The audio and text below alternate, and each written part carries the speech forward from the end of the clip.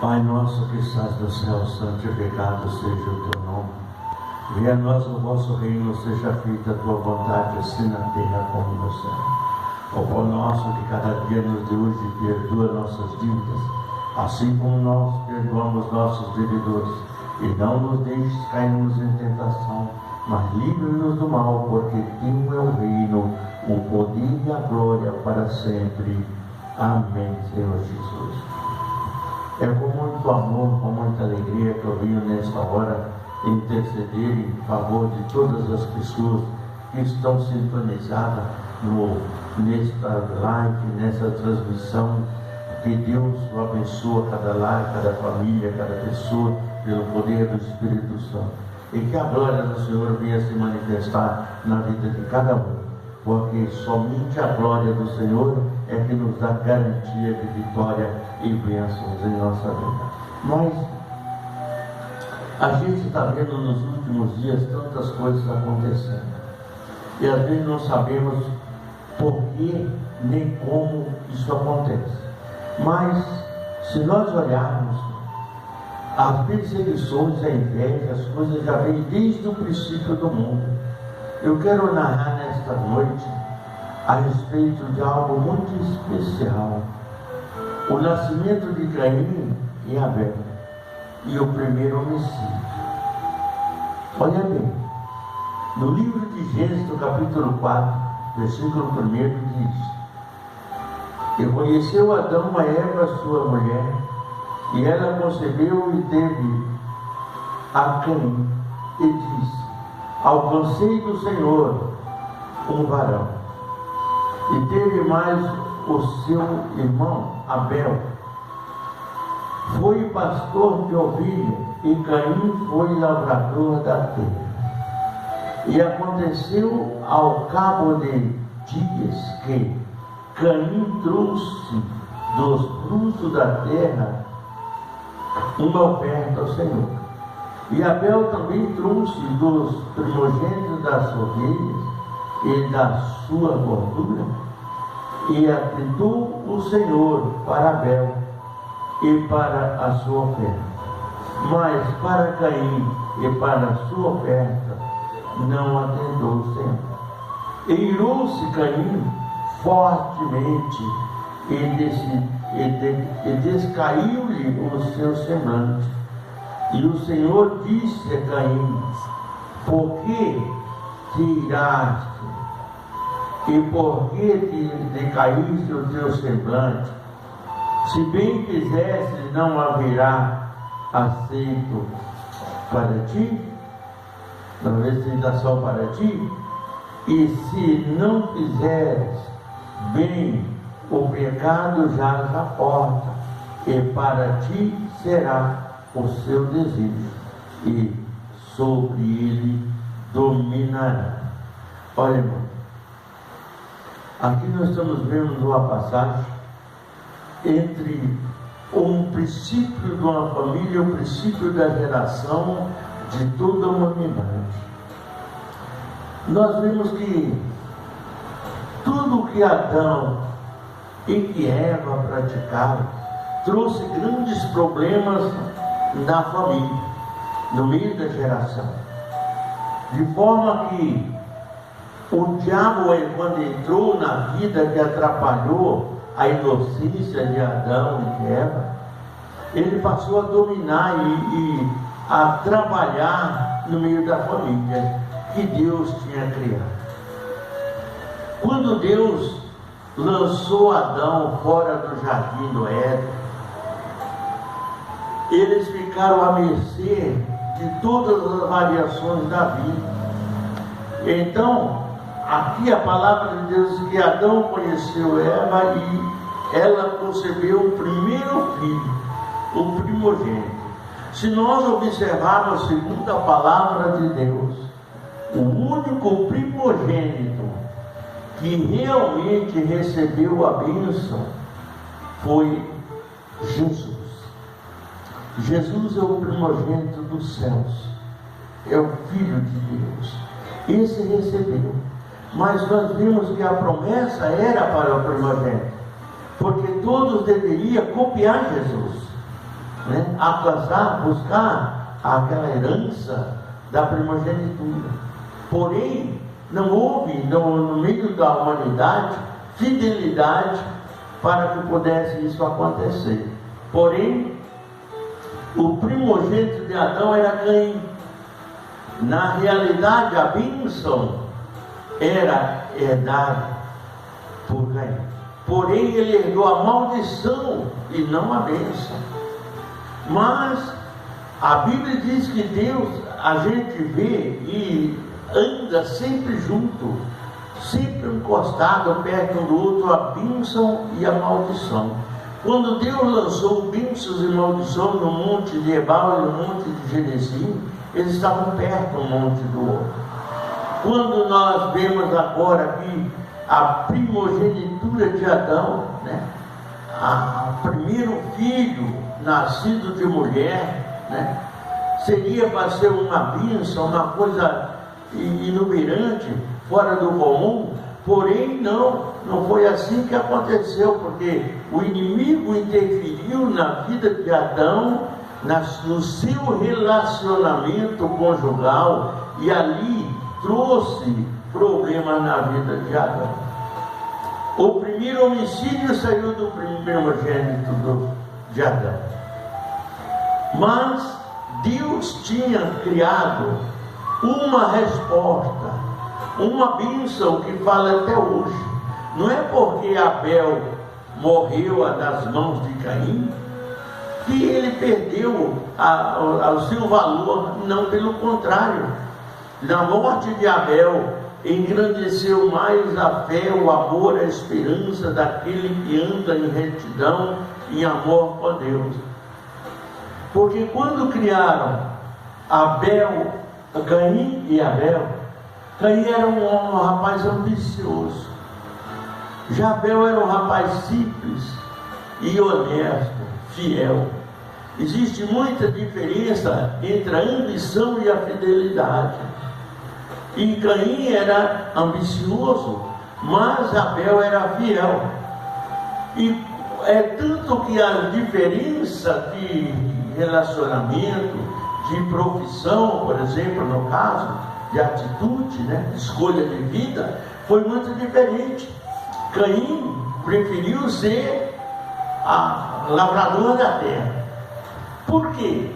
Porque no lavrar da terra, ali estava o segredo da maldição. Mas no criar, no zelar, no cuidar, no amar, estava as ovelhas. E ali Abel foi pastor de ovelhas. Abel já nasceu com o amor de Jesus, que fala conosco até hoje, né? Então o que aconteceu? Quando eles colheram seus frutos, então era tempo de fazer oferta ao Senhor, apresentar o melhor que tinha a Deus. Mas Caim pegou os frutos mais podres, mais ruins, mais que não tinha valor, e ofereceu o altar ao Senhor. Deus ouviu, Deus estava só observando, mas Abel fez totalmente diferente. Ele foi lá no seu rebanho e escolheu a melhor ovelha, a mais gorda, a mais bonita, a mais saudável, a mais importante, e ofereceu a Deus. Deus se alegrou com a oferta de Abel e o abençoou. Mas Deus não valorizou a oferta de Caim. A Bíblia não diz que Deus amaldiçoou a oferta de Caim, não. A Bíblia diz que Deus não recebeu a oferta de Caim. Mas a Bíblia não diz que Deus amaldiçoou Caim nessa área, não. Ele se condenou sozinho, por interferência da serpente que já estava envolvida na vida e na geração de Caim. Então, ali ele começou a sua vida, né, lavrando até fruto. Ele podia ter pregado os frutos melhores que tivesse na vinha dele e oferecido ao Senhor. Deus ia receber tanto quanto a ovelha de Abel. Porém, ele fez o contrário. Ele achou que Deus não precisava, que Deus não merecia o melhor. Então ele ofereceu o pior, que era a índole da serpente que havia enganado Eva já no jardim. Jabel veio já de um amor, de uma forma diferente, e escolheu o melhor, e Deus se agradou. Quando Deus se agradou da oferta de Abel e recusou a oferta de Caim, então Caim se levantou. A ira e a fúria, aquela fúria da serpente, agora estava agindo no sangue e nas veias de Caim. E aí quando ele se levantou, o que a cobra faz? O que uma cobra faz ao picar uma pessoa? A pessoa morre às vezes imediatamente. O que fez Caim quando percebeu que Deus não recebeu a migalha que ele entregou? Ele simplesmente se revoltou. O veneno de Caim se revoltou e ele terminou assassinando o seu próprio irmão. E eu creio que no coração de Caim não passava isso. Porém, a agilidade do veneno maligno da fúria terminou levando ele a cometer o assassinato. Agora, qual foi o problema maior? Se Caim tivesse se humilhado diante de Deus e se arrependido do que tinha feito, eu tenho certeza que Deus tinha perdoado. Porém, ele não fez isso, ele preferiu fugir da presença da família, de casa, de todos, e viver uma vida pecaminosa distante da sua família. Então ele levou com ele, conservou com ele o veneno, a fúria, a raiva, a ira, a perseguição, o assassinato, a morte e o pecado. Já Abel não, Abel ele morreu ali, e hoje a Bíblia diz que o sangue de Abel fala sobre fidelidade até hoje. Até hoje o sangue de Abel é lido e é respeitado por todo mundo. Então, o que precisa fazer? Tomar uma providência. Se você tem ira, tem fúria, procura se controlar, porque a situação é difícil. Entendeu? Todos nós temos momentos difíceis de fúria na nossa vida.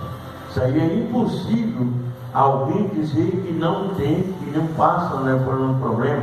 Porque até Jesus, quando chegou no templo que estavam comprando, vendendo, comercializando, Jesus já derrubou tudo, ficou nervoso, invocou, já arrancou tudo, bateu no povo, mandou todo mundo sair dali, expulsou o povo do templo e chamou as crianças para ser abençoadas.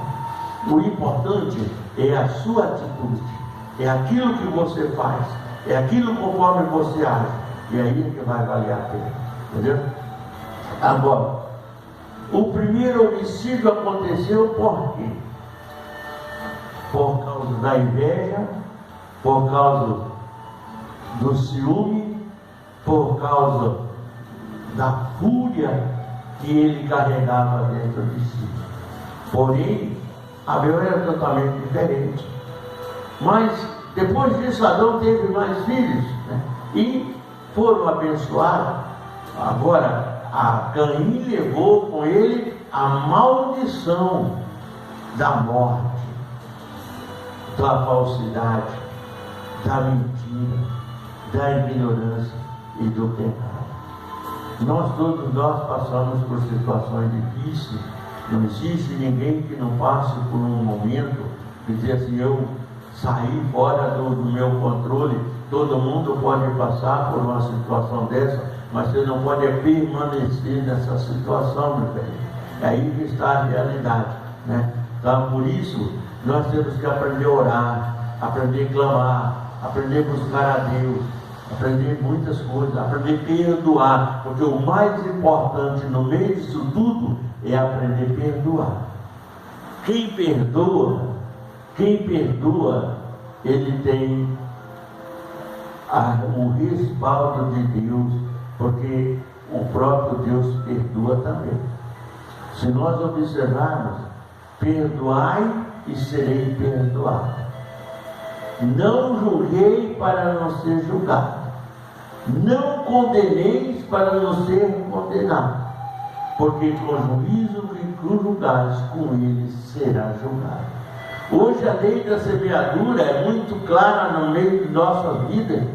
Nós vemos as pessoas fazerem hoje as coisas e logo, quase rápido, muito tempo, já receber o troco, a resposta daquilo que ele semeou.